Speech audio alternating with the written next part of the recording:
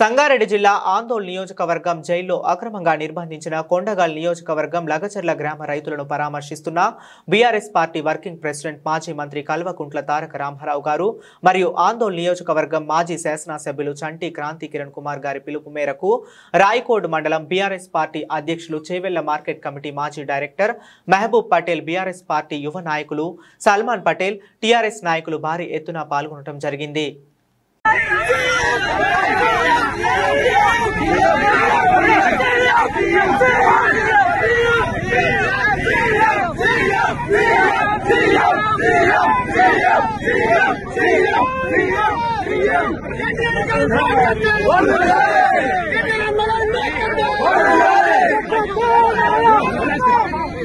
Thank you so much.